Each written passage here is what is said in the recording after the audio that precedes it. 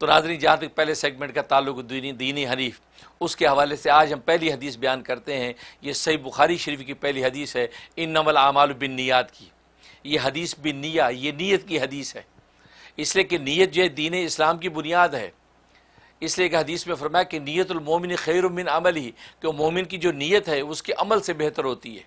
چنانچہ انسان نیت اعلیٰ سے اعلیٰ کر سکتا ہے، بھلے عمل کے اندر کوتاہی ہو جائے، نیت تو یہ کر سکتا ہے کہ آج میں ایسی نماز پڑھوں گا جیسے صحابہ اکرام رضوان اللہ علیہم اجمعین کی نماز تھی، ایسی نماز پڑھوں گا۔ یہ نیت تو آپ کر سکتے ہیں، لیکن عملی طور پہ جب نماز پڑھنے لگے تو عملی طور پہ ظاہر ہے کہ وہ مرتبہ اور لیول حاصل نہیں ہے، تو عملی طور پر اس درجے کی نماز انسان نہیں پڑھ پاتا۔ لیکن نیت چونکہ کی کہ صحابہ جیسی نماز پڑھوں گا، تو اللہ تبارک و تعالیٰ اس نیت پر آپ کو ایک اجر عطا فرما دیتے ہیں۔ اس لیے فرمایا کہ نیت المومن خیر من عملہ، مومن کی جو نیت ہوتی ہے اس کے عمل سے بہتر ہوتی ہے۔ تو پہلی حدیث امام بخاری رحمہ اللہ تعالی لائے، اور بہت سے محدثین اس حدیث بالنیہ کو پہلے نمبر پہ لاتے ہیں، کیونکہ نیت اصل میں وہ بیج ہے جو دل کے زمین کے اندر بویا جاتا ہے۔ جب دل کے زمین میں اچھا بیج بویا جائے گا تو فصل اچھی اگے گی، اگر سڑا ہوا گندا بیج بویا جائے گا تو ظاہر فصل سڑ جائے گی اور وہ اگنے کا نام نہیں لے گی۔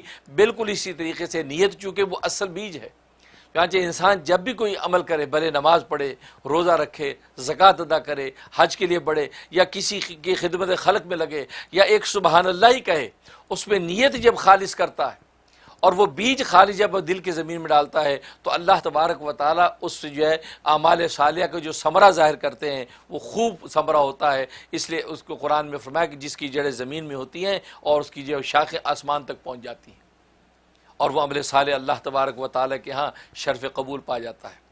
اس لیے یہ حدیث نیہ جو ہے وہ محدثین پہلے نمبر پہ لاتے ہیں۔ چنانچہ امام بخاری رحمہ اللہ تعالیٰ بھی اس حدیث کو لائے اور فرمایا کہ قال النبی صلی اللہ علیہ وسلم انما الاعمال بالنیات، اعمال کا دار و مدار نیتوں پر ہے۔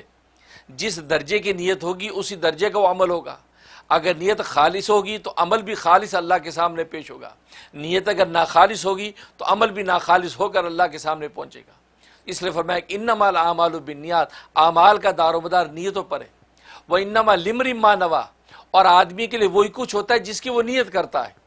اس سے اگر جو اللہ کی نیت کی تو اللہ کو پا جاتا ہے، اللہ کے رسول کی نیت کی تو اللہ کے رسول کو پا جاتا ہے، اور اگر اس دنیا کی نیت کی، دنیا کے کوڑا کرکٹ کو اکٹھا کرنے کی نیت کی تو دنیا کا کوڑا کرکٹ اس کو مل جاتا ہے۔ اس لیے فرمایا انما لامرئ ما نویٰ، انسان کے لیے وہی ہے جو اس کی نیت کرتا ہے۔ فمن کانت ہجرتہ الی اللہ ورسولہ، جس نے ہجرت کی اللہ اور اس کے رسول کی طرف، یعنی جسے اللہ کو پانے کی کوشش کی، اللہ کے رسول کو پانے کی کوشش کی، اس کی طرف وہ ہجرت کی۔ مکہ کو چھوڑا مدینہ کی طرف دوڑا، ایک وطن کو چھوڑا دوسرے وطن کی طرف دوڑا، صرف اللہ اس کے رسول کو پانا چاہتا ہے۔ فرمایا فہجرتہ الی اللہ ورسولہ، اس کی ہجرت اللہ اور اس کے رسول ہی کی طرف ہوتی ہے، یعنی وہ اللہ اس کے رسول کو پا جاتا ہے۔ لیکن ومن کانت ہجرتہ الی دنیا یصیبھا، اور جس کی ہجرت ہوتی ہے کدھر؟ دنیا کی طرف، تاکہ دنیا کو حاصل کر لے۔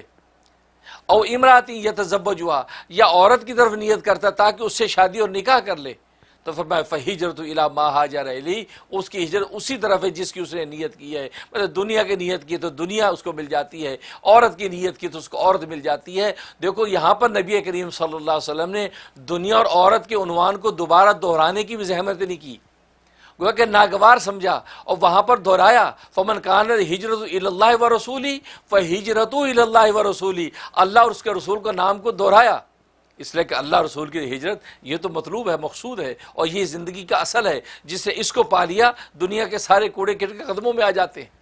لیکن جس نے اس اعلیٰ نیت کو نہ دیکھا بلکہ اسے دنیا کو حاصل کرنے کے لیے ہجرت کی یا عورت کو حاصل کرنے کے لیے اسے ہجرت کر لی ہے، فرمایا فہجرتہ الی ما ہاجر الیہ، اس کی ہجرت اسی طرف جس کی اس نے نیت کی ہے۔ گویا کہ دنیا اور عورت کا تذکرہ دوبارہ دہرانا آپ نے گوارا نہیں کیا۔